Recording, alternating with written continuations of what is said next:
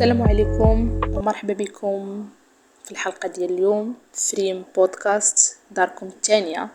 انا ريم، واليوم غادي يكون الموضوع ديالنا هو كيفاش نبدلو من المايند سيت ديالنا، اولا بطريقه اخرى كيفاش نبدلو من العقليه ديالنا، من طريقه التفكير اللي كتاثر لينا على الافعال ديالنا، والافعال كيأثروا لينا على الاحلام ديالنا اولا الاهداف ديالنا.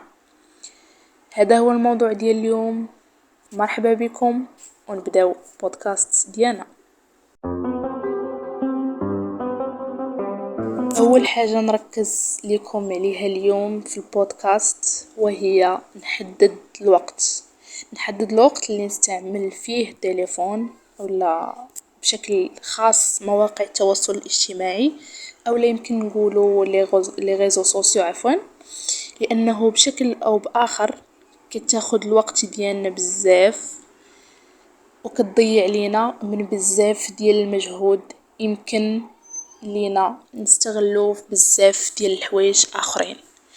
كاين بزاف ديال لي زابليكاسيون اللي غادي يعاونوكم، غادي نخليهم لكم لتحت في الديسكريبسيون، اللي غيحدوا لكم الوقت اللي تستعملوا فيهم لي ريزو سوسيو كل نهار، ومن مورا ما كدوز هذيك الفتره ما كيبقاش عندك الحق انك تستعملهم.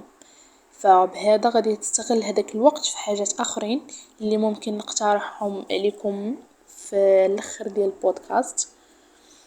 تاني حاجه واللي غادي نركز عليها حتى هي لانها كتاثر لينا بزاف على الطاقه ديالنا في النهار ولا في الاسبوع، وهي الرياضه هي واحد الخطوه اللي زوينه بزاف. غادي نقول لكم علاش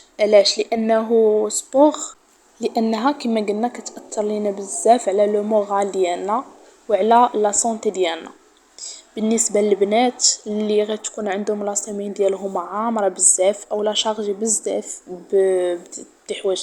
بحوايج اخرين، كنقترح عليكم ولو تخصصوا انكم ديروا سبور نهار في السيمانه، سواء تمشيو تجريو حتى البحر، سواء انكم تدخلوا لاصال، سواء مثلا لا مارش، المهم تحركوا ديروا رياضه ولو مره في الاسبوع. بالنسبه للبنات كما قلنا اللي عندهم السيمين ديالهم عامره بزاف، بالنسبه للبنات اللي عندهم فهمتي الوقت شويه كيسمح ليهم، دونك يديروا 3 جوغ اولا 3 ايام في السيمانه، اللي يحاولوا يكونوا منضبطين اولا ديسيبليني كما قلنا في الفيديو اللي قبل، ديسيبليني على وديت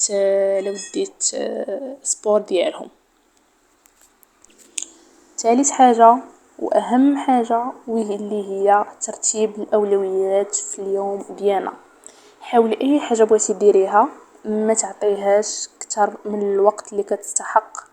ما عندي علاش نستغرق بزاف ديال الوقت في شي حاجه اللي ما غاديش تفيدني، سواء في قرايتي، سواء في صحتي، سواء في المايند سيت ديالي، سواء في الكارير ديالي. ما عندي علاش نعطيها بزاف ديال الوقت. فادتني اولا بالاحرى غادي تفيدني مرحبا، ما غتفيدنيش ما عندي ما ندير بها، ما عندي علاش نفرغ الطاقه ديالي فيها هكاك.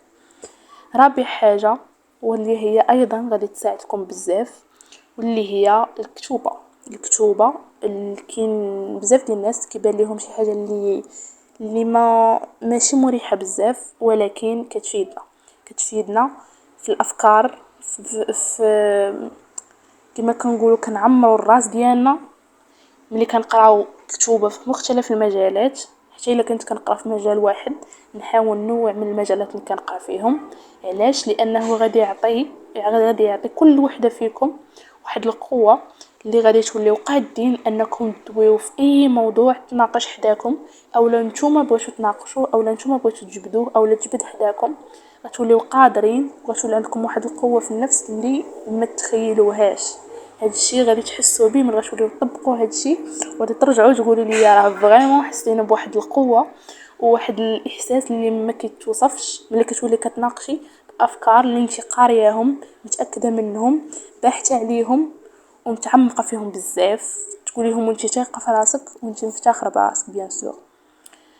اخر حاجه واللي ممكن تكونوا بزاف منكم عارفينها واللي هي اللغات. اللغات او لي لونغ، حاولوا ما امكن تركزوا على واحد بداو مثلا بالنسبه للبنات اللي يلاه بادين قرايه وداكشي فرونسي راه ضروري كيكون عندنا حنايا غير البيزكس اولا داكشي الاساسي.